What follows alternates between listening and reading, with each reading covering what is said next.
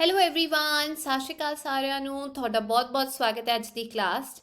ਅੱਜ ਆਪਾਂ ਕਰਨ ਜਾ ਰਹੇ ਹਾਂ ਪੰਜਾਬ ਸਕੂਲ ਐਜੂਕੇਸ਼ਨ ਬੋਰਡ ਦੀ 8ਵੀਂ ਕਲਾਸ ਦੀ ਕਿਤਾਬ ਵੈਲਕਮ ਲਾਈਫ ਤੇ ਉਹਦਾ ਲਾਸਟ ਚੈਪਟਰ 9 ਜੈਂਡਰ ਇਕੁਐਲਿਟੀ। ਦੇਖੋ ਇਸ ਬਾਰੇ ਤੁਸੀਂ ਬਹੁਤ ਗੱਲਾਂ ਸੁਣੀਆਂ ਹੋਣਗੀਆਂ ਵੀ ਮੁੰਡਿਆਂ ਤੇ ਕੁੜੀਆਂ ਨੂੰ ਸਮਾਨ ਟਰੀਟ ਕਰਨਾ ਚਾਹੀਦਾ, ਉਹਦੇ ਬਾਰੇ ਅੱਜ ਆਪਾਂ ਪੜਾਂਗੇ। ਇਕੁਅਲ ਰਾਈਟਸ ਇਕੁਅਲ ਰਿਸਪੈਕਟ, ਬਰਾਬਰ ਦੇ ਅਧਿਕਾਰ ਤੇ ਬਰਾਬਰ ਦਾ ਸਤਿਕਾਰ ਹੋਣਾ ਚਾਹੀਦਾ ਹੈ ਮੁੰਡਿਆਂ ਤੇ ਕੁੜੀਆਂ ਦੇ ਵਿੱਚ। ਸ਼ੁਰੂ ਕਰਦੇ ਹਾਂ। ਡਿਸਕ੍ਰਿਮੀਨੇਸ਼ਨ ਔਰ ਫੇਅਰਨੈਸ, ਭੇਦਭਾਵ ਹੋਣਾ ਚਾਹੀਦਾ ਹੈ ਜਾਂ ਬਿਲਕੁਲ ਕੰਮ ਜਿਹੜਾ ਬਰਾਬਰ ਹਿਸਾਬ ਦਾ ਹੋਣਾ ਚਾਹੀਦਾ ਹੈ। When Rupi was born, her parents rejoiced over her birth. ਜਦੋਂ ਰੂਪੀ ਦਾ ਜਨਮ ਹੋਇਆ ਸੀ ਉਸਦੇ ਮਾਤਾ ਪਿਤਾ ਨੇ ਉਸਦੇ ਜਨਮ ਤੇ ਬਹੁਤ ਖੁਸ਼ੀ ਮਨਾਈ ਸੀ। ਰਿਜੋਇਸ ਯਾਨੀ ਖੁਸ਼ੀ ਮਨਾਣਾ। Her father was the first to lead the way in the village to distribute sweets and celebrate Lodi on the birth of a baby girl.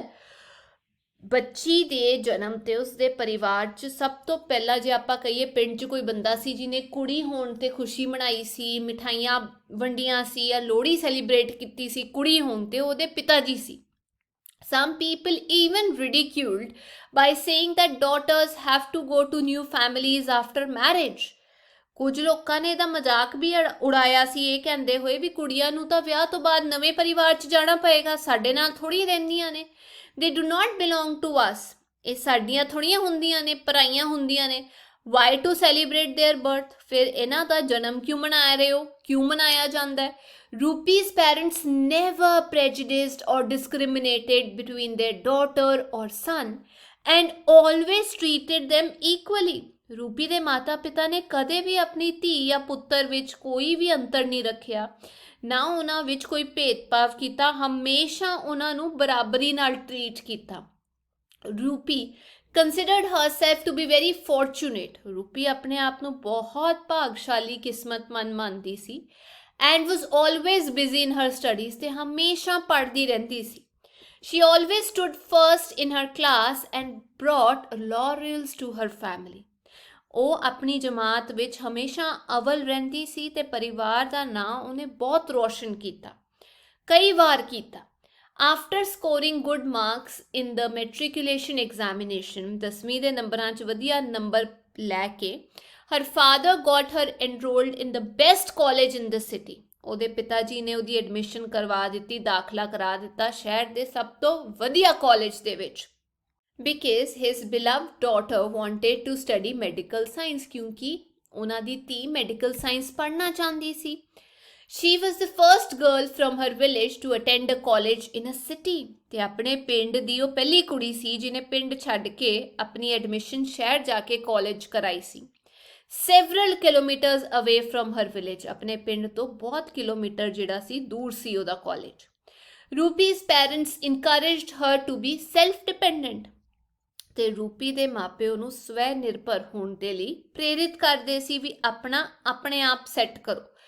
She also brought laurels to them. ਤੇ college 'ਚ ਜਾ ਕੇ ਵੀ ਉਹਨੇ ਬਹੁਤ ਨਾਂ ਰੋਸ਼ਨ ਕੀਤਾ। The day Rupi received her PhD degree, her parents felt proud to be the parents of a doctorate girl. ਤੇ ਜਦ ਉਹਨੇ PhD ਦੀ ਡਿਗਰੀ ਹਾਸਲ ਕੀਤੀ ਉਸਦੇ ਮਾਤਾ ਪਿਤਾ ਤੇ ਮਾਣ ਹੋ ਗਿਆ ਉਸ ਤੇ ਵੀ ਉਹਨਾਂ ਦੀ ਕੁੜੀ ਡਾਕਟਰੇਟ ਹੋ ਗਈ ਹੈ, ਇੱਕ ਵੱਡੀ ਉਹਨੇ ਉਪਲਬਧੀ ਹਾਸਲ ਕੀਤੀ ਹੈ ਪੜ੍ਹ ਲਿਖ ਕੇ। On the other hand, the parents of the boys who mocked at the celebration of Rupi's birth, ਦੂਜੇ ਪਾਸੇ ਰੂਪੀ ਦੇ ਜਨਮ ਤੇ ਜਿਹੜੇ ਲੋਕ ਮਜ਼ਾਕ ਉਡਾ ਰਹੇ ਸੀ ਨਾ ਮੁੰਡਿਆਂ ਦੇ ਪਰਿਵਾਰ ਵਾਲੇ, looked down when they saw their idle sons wandering around or taking drugs. ਉਹ ਤਾਂ ਹੁਣ ਸ਼ਰਮ ਨਾਲ ਪਾਣੀ ਹੋ ਗਏ ਕਿਉਂਕਿ ਉਹਨਾਂ ਦੇ ਮੁੰਡੇ ਨਾ ਤਾਂ ਕੁਝ ਕਰ ਰਹੇ ਨੇ ਜਾਂ ਫਿਰ ਨਸ਼ਿਆਂ 'ਚ ਪਏ ਹੋਏ ਨੇ। ਹੁਣ ਇੱਥੇ ਸਾਨੂੰ ਸਵਾਲ ਦਿੱਤੇ ਹੋਏ ਨੇ, what do you learn from this story? ਤੁਸੀਂ ਇਸ ਕਹਾਣੀ ਤੋਂ ਕੀ ਸਿੱਖਿਆ? No one should discriminate between boys and girls. ਸਾਨੂੰ ਲੜਕੀਆਂ ਜਾਂ ਮੁੰਡਿਆਂ ਤੇ ਕੁੜੀਆਂ ਦੇ ਵਿੱਚ ਭੇਦਭਾਵ ਨਹੀਂ ਕਰਨਾ ਚਾਹੀਦਾ। Both genders can make their family proud, like in this story. Both genders can make their family proud, like in this story, the girl brought laurels to her family and made her parents proud. ਕਹਿਣ ਦਾ ਮਤਲਬ ਮੁੰਡਾ ਕੁੜੀ ਦੋਨੋਂ ਜਿਹੜੇ ਹੈਗੇ ਨੇ ਜੇ ਚਾਹਣ ਤਾਂ ਆਪਣੇ ਪਰਿਵਾਰ ਨੂੰ ਗਰਵ ਮਹਿਸੂਸ ਕਰਾ ਸਕਦੇ ਨੇ, ਉਹਨਾਂ ਤੇ ਮਾਣ ਹੋ ਸਕਦਾ ਪਰਿਵਾਰ ਨੂੰ।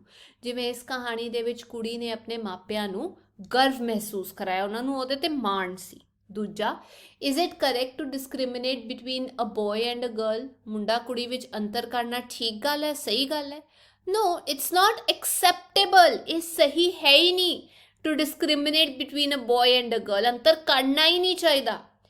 If it is right to discriminate between a boy and a girl, then why? ਜੇ ਅੰਤਰ ਕਰਨਾ ਠੀਕ ਹੈ ਤਾਂ ਕਿਉਂ? ਮੈਂ ਹੁਣੇ ਕਿਹਾ it's not acceptable, ਮਤਲਬ possible ਹੀ ਨਹੀਂ ਹੈ, ਹੋਣਾ ਵੀ ਨਹੀਂ ਚਾਹੀਦਾ. If it is wrong to discriminate between a boy and a girl, then why? ਜੇਕਰ ਅੰਤਰ ਕਰਨਾ ਗਲਤ ਹੈਗਾ, ਗਲਤ ਗੱਲ ਹੈ ਤਾਂ ਕਿਉਂ? Every boy and girl are born equal and free. ਹਰ ਮੁੰਡਾ ਤੇ ਕੁੜੀ ਬਰਾਬਰ ਜਨਮ ਲੈਂਦੇ ਨੇ ਤੇ ਆਜ਼ਾਦ ਹੁੰਦੇ ਨੇ, ਹੈ ਨਾ? Girls have the same rights as ਬॉयਜ਼. ਮੁੰਡਿਆਂ ਦੇ ਜਿੰਨੇ ਹੱਕ ਹੁੰਦੇ ਨੇ ਕੁੜੀਆਂ ਦੇ ਵੀ ਉਨੇ ਹੀ ਹੱਕ ਹੁੰਦੇ ਨੇ, ਹੈ ਕਿ ਨਹੀਂ? It is against the law to discriminate on gender basis. ਤੇ ਇਹ ਜਿਹੜੀ ਆਪਾਂ ਡਿਸਕ੍ਰਿਮੀਨੇਸ਼ਨ ਕਰਦੇ ਹਾਂ, ਵੱਖੋ ਵੱਖ ਟਰੀਟ ਕਰਦੇ ਹਾਂ, ਤਾਂ ਕਾਨੂੰਨ ਦੇ ਵੀ ਖਿਲਾਫ ਹੈਗੀ ਹੈ. ਕੰਟੈਸਟ ਦਿੱਤਾ ਹੋਇਆ, ਇੱਕ ਕੰਪੀਟੀਸ਼ਨ ਜਿਹਾ ਦਿੱਤਾ ਹੋਇਆ ਇੱਥੇ. Dear students, divide all the students in your class into 2 teams. ਆਪਣੀ ਕਲਾਸ ਦੇ ਜਿੰਨੇ ਬੱਚੇ ਨੇ ਉਹਨਾਂ ਨੂੰ 2 ਟੀਮਸ ਦੇ ਵਿੱਚ ਵੰਡ ਲਓ. odd roll numbers will form the team 1. odd roll numbers ਜਿਵੇਂ ਇੱਕ ਰੋਲ ਨੰਬਰ 3 5 7 9 11 ਇਹ ਜਿਹੜੇ ਸੋਨ ਇੱਕ ਇੱਕ ਛੱਡ ਕੇ ਉਹ ਟੀਮ 1 ਚ ਆ ਜਾਣਗੇ, ਇਹਦੇ ਚ ਆ ਜਾਣਗੇ. And even roll numbers, even ਯਾਨੀ ਜੋ 2 ਦੇ ਮਲਟੀਪਲ ਹੁੰਦੇ ਨੇ, ਜਿਵੇਂ 2 4 6 ਜੋ 2 ਦੇ ਟੇਬਲ ਚ ਆਉਂਦੇ ਨੇ, 8 10 12 14 ਇੱਦਾਂ ਕਰਕੇ ਉਹ ਟੀਮ 2 ਚ ਆ ਜਾਣਗੇ.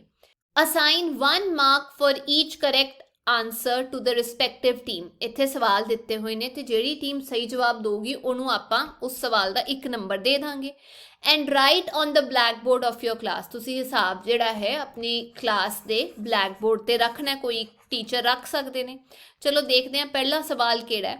Team A the, how many boys and how ਮੈਨੀ girls are there in your class. ਤੁਹਾਡੀ ਕਲਾਸ 'ਚ ਕਿੰਨੇ ਮੁੰਡੇ ਨੇ ਤੇ ਕਿੰਨੀਆਂ ਕੁੜੀਆਂ ਨੇ? ਇਹਦਾ ਆਨਸਰ ਹੈ there are an equal number of boys and girls in our class, that is 20 each. ਬਰਾਬਰ ਦੇ ਬੱਚੇ ਨੇ, ਮੁੰਡੇ ਵੀ ਕੁੜੀਆਂ ਨੇ ਤੇ ਦੋਨੋਂ 20 ਹੈਗੇ ਨੇ.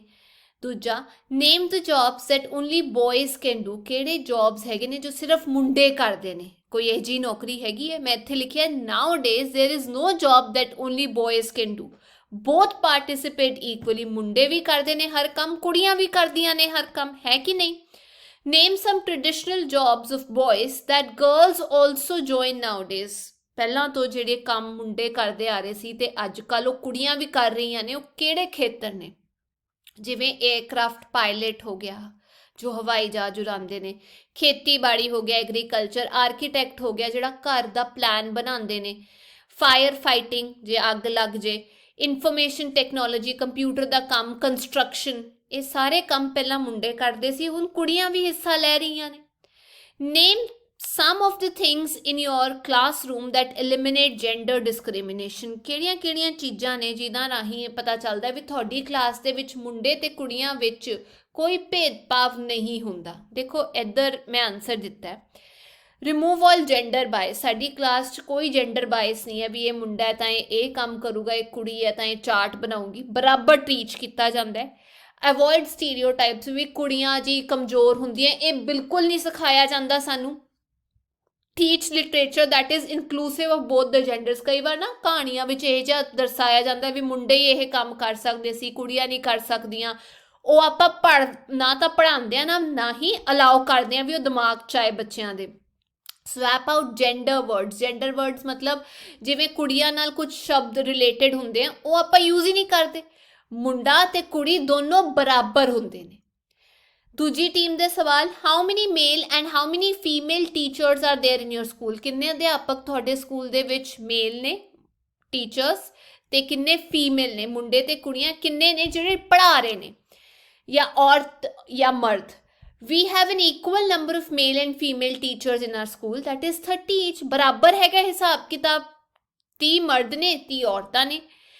Name the jobs that only girls can do. ਕੋਈ ਅਜਿਹੇ ਕੰਮ ਹੈਗੇ ਨੇ ਜੋ ਸਿਰਫ ਕੁੜੀਆਂ ਕਰ ਸਕਦੀਆਂ ਨੇ? देयर वर मैनी जॉब्स, ਪਹਿਲਾਂ ਬਹੁਤ ਜੌਬ ਸੀਗੀਆਂ, ਜਿਵੇਂ 에ਅਰ ਹੋਸਟੈਸ ਦੀ ਹੋ ਗਈ, ਹਵਾਈ ਜਹਾਜ਼ 'ਚ ਜੋ ਸਰਵ ਕਰਦੇ ਆ ਖਾਣਾ, ਟੀਚਰਸ, ਕੇਅਰ ਟੇਕਰਸ, ਬੱਚਿਆਂ ਦੀ ਦੇਖਭਾਲ ਕਰਨਾ, beauticians, that only women could do. ਪਹਿਲਾਂ ਇਹ ਸਿਰਫ ਔਰਤਾਂ ਕਰ ਸਕਦੀਆਂ ਸੀ, ਬਟ ਬੀ ਕੈਪੀਟਲ ਆਏਗਾ ਇਹਦੇ ਵਿੱਚ।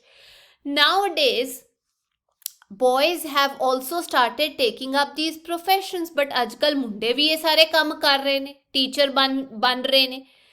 Name some traditional jobs of girls that boys also perform nowadays। ਕੋਈ ਅਜਿਹੇ ਕੰਮ ਜੋ ਪਹਿਲਾਂ ਸਿਰਫ ਕੁੜੀਆਂ ਕਰਦੀਆਂ ਸੀ, ਉਹਨਾਂ ਦੀ ਹਿੱਸੇਦਾਰੀ ਹੁੰਦੀ ਸੀ, ਹੁਣ ਮੁੰਡੇ ਵੀ ਕਰ ਰਹੇ ਨੇ। Traditional jobs of girls included child care workers, ਬੱਚਿਆਂ ਦੀ ਦੇਖਭਾਲ ਕਰਨਾ, dietitian ਜੋ ਦੱਸਦੇ ਨੇ ਡਾਈਟ ਕਿਹੋ ਜਿਹੀ ਖਾਣੀ ਚਾਹੀਦੀ ਹੈ, ਕੁਕਸ ਜੋ ਖਾਣਾ ਬਣਾਉਂਦੇ ਨੇ, 에ਅਰ ਹੋਸਟੈਸ, ਟੀਚਰਸ ਜੋ ਸਟਿਚਿੰਗ ਕਰਦੇ ਨੇ। ਪਰ ਅੱਜ ਕੱਲ੍ਹ ਸਿਲਾਈ, ਬੁਣਾਈ, ਪੜ੍ਹਾਉਣਾ, ਖਾਣਾ ਬਣਾਉਣਾ, ਸਭ ਕੰਮ ਮੁੰਡਿਆਂ ਦੁਆਰਾ ਵੀ ਕੀਤੇ ਜਾਂਦੇ ਨੇ, ਕੁੜੀਆਂ ਦੁਆਰਾ ਵੀ। ਅਗਲਾ, name some of the things in your home that eliminate gender prejudices. ਵੀ ਘਰ 'ਚ ਅਜਿਹੇ ਕਿਹੜੇ ਚੀਜ਼ਾਂ ਨੇ ਜੋ ਇਹ ਨਹੀਂ ਮਹਿਸੂਸ ਹੋਣ ਦਿੰਦੀਆਂ ਵੀ ਅਸੀਂ ਮੁੰਡੇ ਨੇ ਜਾਂ ਕੁੜੀਆਂ ਨੇ।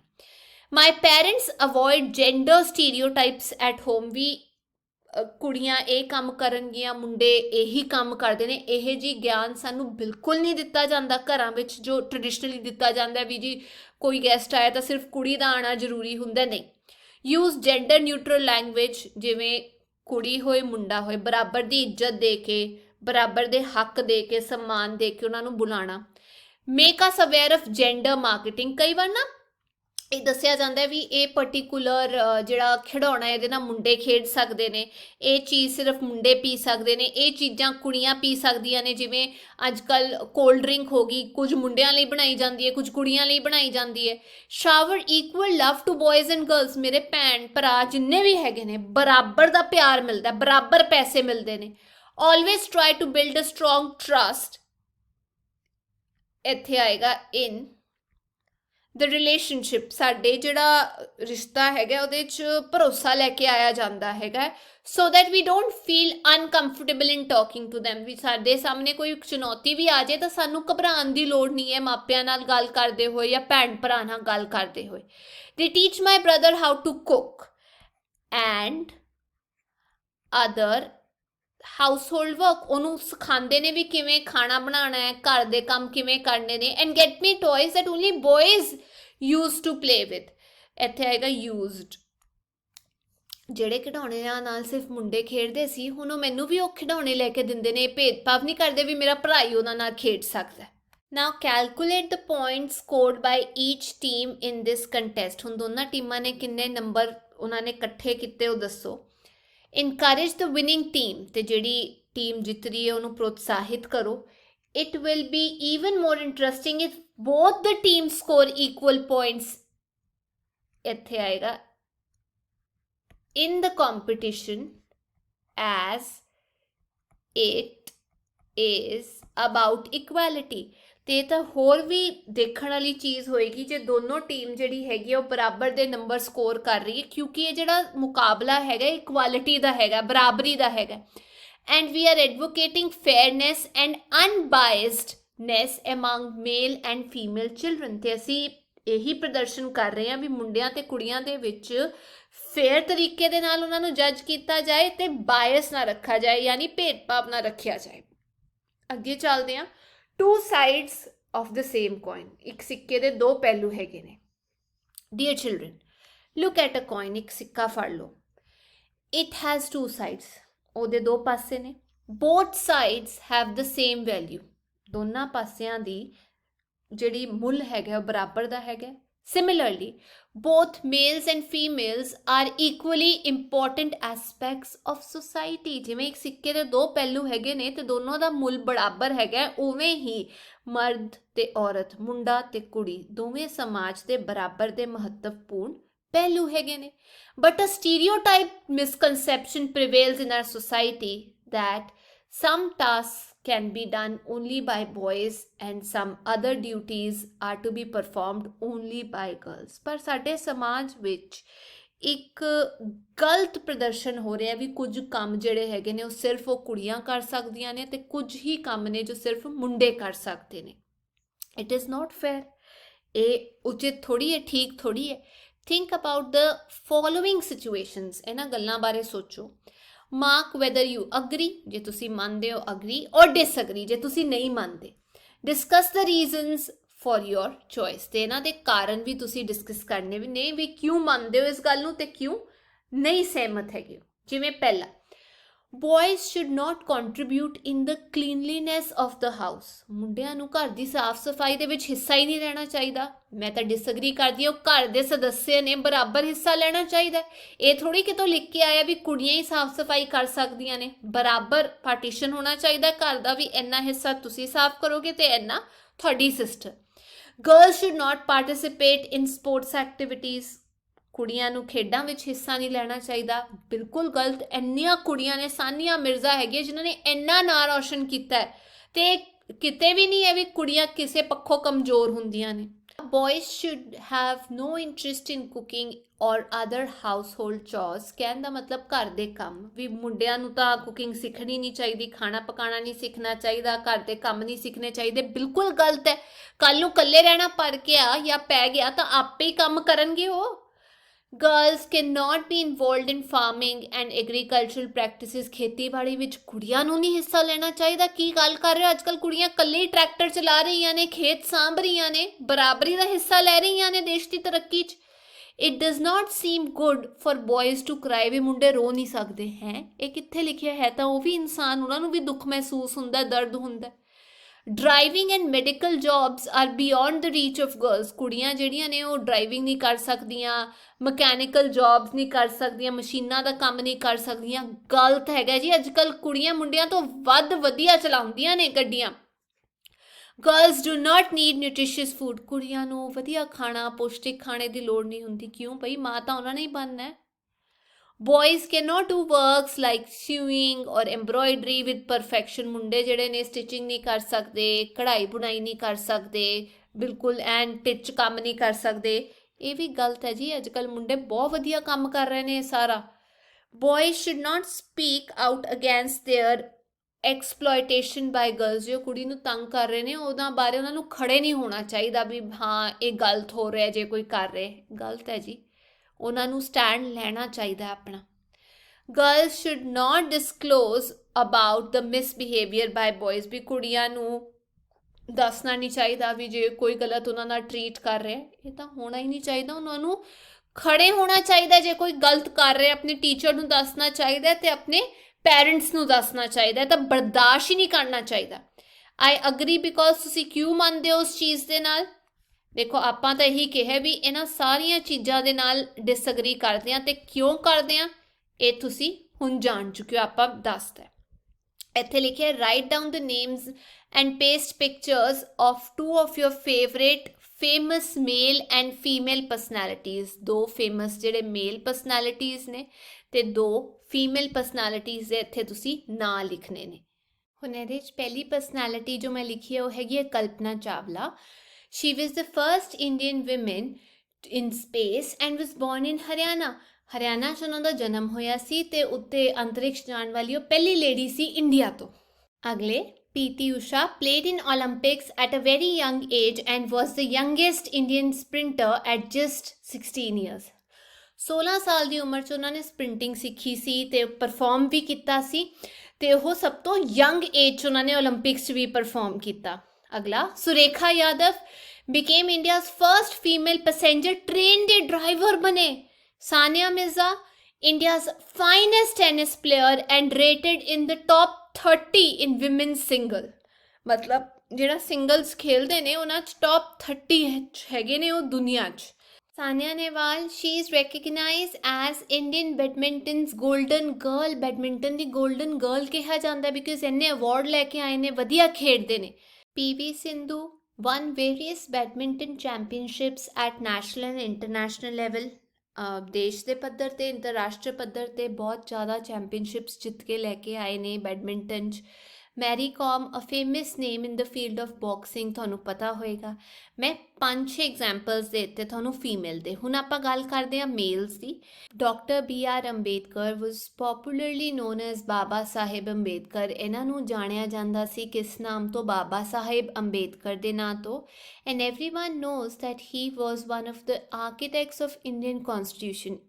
ਭਾਰਤ ਦਾ ਸੰਵਿਧਾਨ ਬਣਾਉਣ ਵਾਲੇ ਇਹਨਾਂ ਨੇ ਬਹੁਤ ਅਹਿਮ ਭੂਮਿਕਾ ਨਿਭਾਈ ਸੀ ਉਸ 'ਚ। ਸਚਿਨ ਤੇਂਦੁਲਕਰ, ਇਹਨਾਂ ਦਾ ਤਾਂ ਪਤਾ ਹੀ ਹੈ ਸਾਨੂੰ, fondly called god of cricket ਕਿਹਾ ਜਾਂਦਾ ਹੈ, ਮਾਸਟਰ ਬਲਾਸਟਰ ਕਿਹਾ ਜਾਂਦਾ ਹੈ।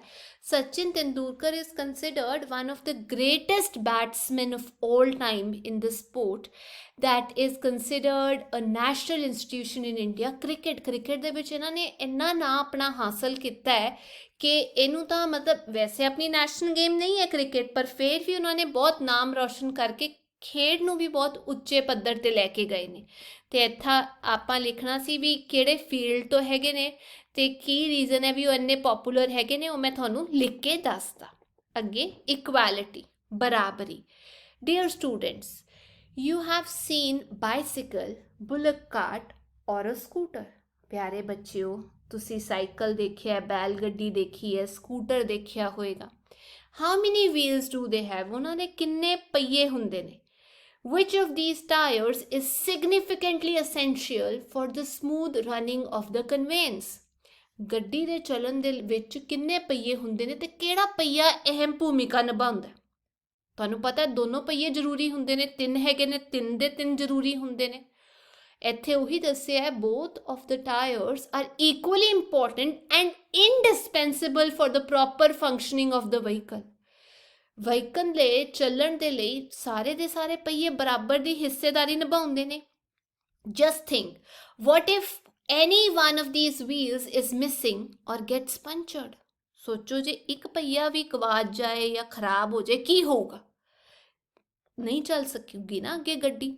Similarly our society is dependent upon 2 wheels, namely male and female. ਉਸੇ ਤਰੀਕੇ ਦੇ ਨਾਲ ਸਾਡੇ ਸਮਾਜ ਦੇ ਵੀ 2 ਪਹੀਏ ਨੇ, ਮੇਲ ਮਰਦ ਤੇ ਵਿਮਨ ਫੀਮੇਲ ਔਰਤਾਂ। ਫॉर द ਪ੍ਰੋਪਰ ਵਰਕਿੰਗ, ਸਮਾਜ ਦੇ ਚੱਲਣ ਦੇ ਲਈ ਸਾਨੂੰ ਇਹ ਦੋਨਾਂ ਪਹੀਆਂ ਦੀ ਲੋੜ ਪੈਂਦੀ ਹੈ। both are equally significant and have unique roles to play। neither is superior or inferior। ਕੋਈ ਜ਼ਿਆਦਾ ਇੰਪੋਰਟੈਂਟ ਜਾਂ ਘੱਟ ਇੰਪੋਰਟੈਂਟ ਨਹੀਂ, ਇਨਫੀਰੀਅਰ ਯਾਨੀ ਕਿਸੇ ਤੋਂ ਘੱਟ, ਸੁਪੀਰੀਅਰ ਯਾਨੀ ਕਿਸੇ ਤੋਂ ਵੱਧ। ਦੋਨੋਂ ਬਰਾਬਰ ਦੀ ਹਿੱਸੇਦਾਰੀ ਨਿਭਾਉਂਦੇ ਨੇ, ਦੋਨੋਂ ਆਪਣੇ ਵਿੱਚ ਅਨੋਖੇ ਨੇ।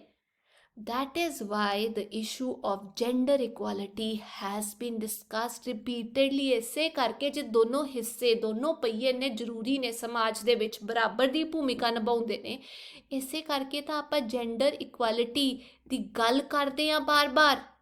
in some societies discrimination between a boy or a girl child initiates from birth। ਕੁਝ ਸਮਾਜ ਦੇ ਵਿੱਚ ਜਿਹੜਾ ਭੇਦਭਾਵ ਹੈਗਾ ਮੁੰਡਿਆਂ ਤੇ ਕੁੜੀਆਂ ਦੇ ਵਿੱਚ, ਉਹ ਬਚਪਨ ਤੋਂ ਹੀ ਸ਼ੁਰੂ ਹੋ ਜਾਂਦਾ ਜਦ ਉਹਨਾਂ ਦਾ ਜਨਮ ਹੁੰਦਾ। But just think, have you ever noticed plants, animals, birds or insects making such biases? ਪਰ ਤੁਸੀਂ ਸੋਚੋ ਕਿ ਤੁਸੀਂ ਕਦੇ ਪੌਦਿਆਂ ਨੂੰ, ਜਾਨਵਰਾਂ ਨੂੰ, ਪੰਛੀਆਂ ਨੂੰ, ਇਨਸੈਕਟਸ, ਕੀੜੇ ਮਕੌੜਿਆਂ ਨੂੰ ਇਹ ਜਿਹਾ ਭੇਦਭਾਵ ਕਰਦੇ ਦੇਖਿਆ ਵੀ ਤੂੰ ਕੁੜੀ ਹੈ, ਤੂੰ ਮੁੰਡਾ ਹੈ? your answer would be no। ਤੁਹਾਡਾ ਜਵਾਬ ਨਾ ਹੋਏਗਾ। as plants, animals, birds or insects never discriminate among their progenies as male or female। ਕਦੇ ਵੀ ਇਹ ਸਾਰੇ ਭੇਦਭਾਵ ਨਹੀਂ ਕਰਦੇ ਵੀ ਤੂੰ ਮੁੰਡਾ ਹੈ, ਤੂੰ ਕੁੜੀ ਹੈ। only human race is known to have discriminatory behavior towards the offspring। ਆਪਣੇ ਜਿਹੜੇ ਬੱਚੇ ਹੈਗੇ ਨੇ ਉਹਨਾਂ ਪ੍ਰਤੀ ਭੇਦਭਾਵ ਦੀ ਭਾਵਨਾ ਜੇ ਕਿਸੇ 'ਚ ਹੈਗੀ ਹੈ ਤਾਂ ਇਨਸਾਨਾਂ 'ਚ ਹੀ ਹੈਗੀ ਹੈ।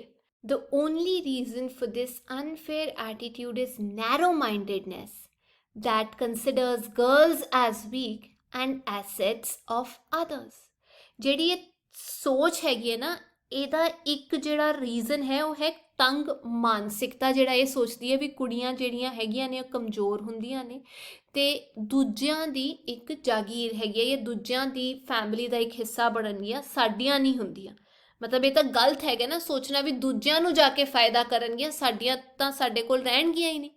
Such stereotypes are often fading away through education। ਤੇ ਜਿਹੜੇ ਭੇਦਭਾਵ ਹੈਗੇ ਨੇ ਇਹ ਹੁਣ ਦੂਰ ਹੁੰਦੇ ਜਾ ਰਹੇ ਨੇ, ਖਤਮ ਹੁੰਦੇ ਜਾ ਰਹੇ ਨੇ। ਕਿਉਂ? ਕਿਉਂਕਿ ਲੋਕਾਂ ਵਿੱਚ ਜਾਗਰੂਕਤਾ ਆ ਗਈ ਹੈ ਪੜ੍ਹਾਈ ਰਾਹੀਂ। Gender equality is very essential for the progress of society. ਸਮਾਜ ਦੀ ਤਰੱਕੀ ਲਈ ਲਿੰਗ ਦੇ ਵਿੱਚ ਸਮਾਨਤਾ ਹੋਣਾ ਬਹੁਤ ਜ਼ਰੂਰੀ ਹੈ, ਭੇਦਭਾਵ ਤਾਂ ਹੋਣਾ ਹੀ ਨਹੀਂ ਚਾਹੀਦਾ। Boys and girls should be provided with equal opportunities for advancement। ਤਰੱਕੀ ਦੇ ਲਈ ਮੁੰਡੇ ਤੇ ਕੁੜੀਆਂ ਨੂੰ ਬਰਾਬਰ ਦਾ ਮੌਕਾ ਮਿਲਣਾ ਚਾਹੀਦਾ ਹੈ।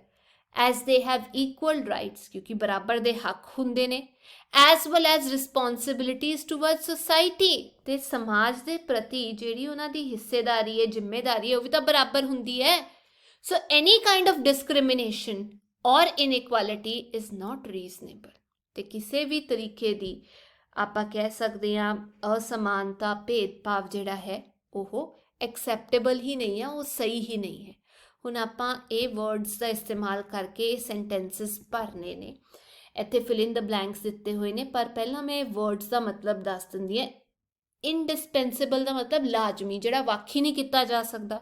ਰਿਸਪੌਂਸਿਬਿਲਿਟੀਜ਼ ਜ਼ਿੰਮੇਦਾਰੀਆਂ, ਅਦਰ ਕੁਝ ਹੋਰ, ਓਪਰਚੁਨਿਟੀਜ਼ ਮੌਕੇ, ਡਿਸਕ੍ਰਿਮੀਨੇਸ਼ਨ ਭੇਦਭਾਵ, ਫੇਅਰਲੀ ਯਾਨੀ ਸਹੀ ਤਰੀਕੇ ਦੇ ਨਾਲ।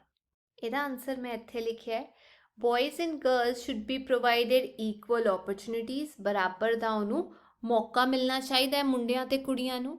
Discrimination should not be there with anyone. ਕਿਸੇ ਨਾਲ ਵੀ ਭੇਦਭਾਵ ਨਹੀਂ ਹੋਣਾ ਚਾਹੀਦਾ। Males and females act like two indispensable wheels of the society. ਸਮਾਜ ਦੇ ਦੋ ਪਹੀਏ ਜਿਹੜੇ ਵੱਖ ਨਹੀਂ ਹੋ ਸਕਦੇ, ਉਹਦੇ ਤਰੀਕੇ ਦੇ ਨਾਲ ਉਹ ਐਕਟ ਕਰਦੇ ਨੇ ਮਰਦ ਤੇ ਪੁਰਸ਼। Boys and girls should be given fair and equal chances for progress. ਤਰੱਕੀ ਦੇ ਲਈ ਮੁੰਡੇ ਤੇ ਕੁੜੀਆਂ ਨੂੰ ਬਰਾਬਰ ਦਾ ਹੱਕ ਤੇ ਮੌਕੇ ਮਿਲਣੇ ਚਾਹੀਦੇ ਨੇ। Boys and girls should share responsibilities equally with society. ਸਮਾਜ ਦੇ ਵਿੱਚ ਜਿਹੜੀ ਜ਼ਿੰਮੇਦਾਰੀ ਹੈ ਮੁੰਡੇ ਤੇ ਕੁੜੀਆਂ ਨੂੰ ਬਰਾਬਰ ਲੈਣੀ ਚਾਹੀਦੀ ਹੈ। No one is inferior to the other. ਕੋਈ ਵੀ ਕਿਸੇ ਨਾਲੋਂ ਘੱਟ ਨਹੀਂ ਹੈ। Now you think and answer. ਹੁਣ ਤੁਸੀਂ ਸੋਚ ਕੇ ਜਵਾਬ ਦੇਣਾ ਹੈ। Is there any discrimination in your surroundings, home, family, village, city or society? Write in your own words। ਆਪਣੇ ਸ਼ਬਦਾਂ 'ਚ ਤੁਸੀਂ ਦੱਸਣਾ ਹੈ ਵੀ ਤੁਹਾਡੇ ਘਰ, ਤੁਹਾਡੇ ਆਲੇ ਦੁਆਲੇ, ਤੁਹਾਡੇ ਸ਼ਹਿਰ, ਤੁਹਾਡੇ ਪਿੰਡ, ਤੁਹਾਡੇ ਸਮਾਜ ਵਿੱਚ ਕਿਸੇ ਤਰੀਕੇ ਦਾ ਭੇਦਭਾਵ ਹੁੰਦਾ ਹੈ। ਤੁਸੀਂ ਆਪਣੇ ਸ਼ਬਦਾਂ 'ਚ ਇਹਨੂੰ ਦੱਸਣਾ। ਇੱਥੇ ਮੈਂ ਆਨਸਰ ਦਿੱਤਾ ਹੈ, we see there is a lot of discrimination in our surroundings, home, family, village, city or in society, in every step। ਹਰ ਪੱਖ ਤੇ ਇਹ ਦੇਖਣ ਨੂੰ ਮਿਲਦਾ ਹੈ ਭੇਦਭਾਵ। ਜਿਵੇਂ household work is only done by women. ਘਰ ਦਾ ਕੰਮ ਸਿਰਫ ਔਰਤਾਂ ਕਰਦੀਆਂ ਨੇ। And man tend to do outdoors work. ਤੇ ਜਿਹੜੇ ਮਰਦ ਹੈਗੇ ਨੇ ਉਹ ਬਾਹਰ ਦਾ ਕੰਮ ਕਰਦੇ ਨੇ। Still in many families good quality of food is given to boys as they are men of the house। ਕਿਉਂਕਿ ਉਹ ਮਰਦ ਨੇ, ਘਰ ਦੇ ਮੁੰਡੇ ਨੇ, ਇਸੇ ਕਰਕੇ ਉਹਨਾਂ ਨੂੰ ਚੰਗਾ ਖਾਣਾ ਦਿੱਤਾ ਜਾਂਦਾ ਹੈ, ਪੌਸ਼ਟਿਕ ਖਾਣਾ ਦਿੱਤਾ ਜਾਂਦਾ ਹੈ। Education is provided to boys first. ਉਹਨਾਂ ਨੂੰ ਪੜ੍ਹਾਇਆ ਲਿਖਾਇਆ ਵੀ ਪਹਿਲਾਂ ਜਾਂਦਾ ਹੈ ਡਿਊ ਟੂ ਫਾਈਨੈਂਸ਼ੀਅਲ ਪ੍ਰੋਬਲਮਸ, ਕਿ ਪੈਸਾ ਕਮਾਉਣਾ ਉਹਨਾਂ ਨੇ ਜਾਂ ਸਾਡੇ ਕੋਲ ਘੱਟ ਪੈਸਾ ਹੈ, ਉਹ ਅੱਗੇ ਜਾ ਕੇ ਪੈਸਾ ਕਮਾਉਣਗੇ। And not to girls as they are just considered inferior. ਕੁੜੀਆਂ ਨੂੰ ਨਹੀਂ ਪੜ੍ਹਾਇਆ ਜਾਂਦਾ ਕਿਉਂਕਿ ਉਹਨਾਂ ਨੂੰ ਮੰਨਿਆ ਜਾਂਦਾ ਉਹ ਕਿੱਥੇ ਪੜ੍ਹਨਗੇ, ਅੱਗੇ ਜਾ ਕੇ ਕੀ ਕਰਨਾ ਹੈ, ਘਰ ਦਾ ਕੰਮ ਹੀ ਤਾਂ ਕਰਨਾ ਹੈ। women still can't go out of the house without the permission of men। ਮੁੰਡਿਆਂ ਦੀ ਇਜਾਜ਼ਤ ਤੋਂ ਬਗੈਰ ਜਾਂ ਮਰਦਾਂ ਦੀ ਇਜਾਜ਼ਤ ਤੋਂ ਬਗੈਰ ਕੁੜੀਆਂ ਅਜੇ ਵੀ ਘਰ ਤੋਂ ਬਾਹਰ ਨਹੀਂ ਜਾ ਸਕਦੀਆਂ। women face discrimination in day to day, ਇੱਥੇ ਆਏਗਾ day to day life despite their qualification। ਪੜ੍ਹਾਈ ਲਿਖਾਈ ਕਰਨ ਤੋਂ ਬਾਵਜੂਦ ਉਹਨਾਂ ਨੂੰ ਰੋਜ਼ ਧੱਕੇ ਖਾਣੇ ਪੈਂਦੇ ਨੇ ਕਿਉਂਕਿ ਉਹ ਕੁੜੀਆਂ ਨੇ। ਨੌਕਰੀ ਸੌਖੇ ਕਿਤੇ ਮਿਲਦੀ ਨਹੀਂ। ਦੂਜਾ ਸਵਾਲ, what do you do if you ever face such prejudice? ਜੇ ਤੁਹਾਨੂੰ ਅਜਿਹਾ ਭੇਦਭਾਵ ਫੇਸ ਕਰਨਾ ਪੜ ਜਾਏ ਜਾਂ ਸਾਹਮਣਾ ਕਰਨਾ ਪੈ ਜਾਏ ਤਾਂ ਤੁਸੀਂ ਕੀ ਕਰੋਗੇ? following things are to be done। ਇਹ ਗੱਲਾਂ ਕਰਨੀਆਂ ਚਾਹੀਦੀਆਂ ਨੇ। if you ever face any such prejudice, ਜੇ ਭੇਦਭਾਵ ਤੁਹਾਨੂੰ ਫੇਸ ਕਰਨਾ ਪੈ ਰਿਹਾ ਹੈ। Make public awareness. ਲੋਕਾਂ ਨੂੰ ਜਾਗਰੂਕ ਕਰੋ, ਗਿਆਨ ਦਿਓ। ਟੇਕ ਅ ਸਟੈਂਡ ਅਗੇਂਸਟ ਸੱਚ ਪੀਪਲ। ਅਜਿਹੇ ਲੋਕਾਂ ਦੇ ਅਗੇਂਸਟ ਖੜੇ ਹੋ, ਬੋਲੋ। Make them realize what is right and what is wrong। Politely, ਪਿਆਰ ਨਾਲ ਉਹਨਾਂ ਨੂੰ ਸਮਝਾਓ ਕੀ ਸਹੀ ਹੈ ਕੀ ਗਲਤ ਹੈਗੀ ਹੈ। Make them believe that men and women are equal, ਉਹਨਾਂ ਨੂੰ ਯਕੀਨ ਦਿਵਾਓ ਵੀ ਕੁੜੀ ਮੁੰਡੇ 'ਚ ਭੇਦਭਾਵ ਨਹੀਂ ਹੁੰਦਾ, ਦੋਨੋਂ ਬਰਾਬਰ ਹੁੰਦੇ ਨੇ।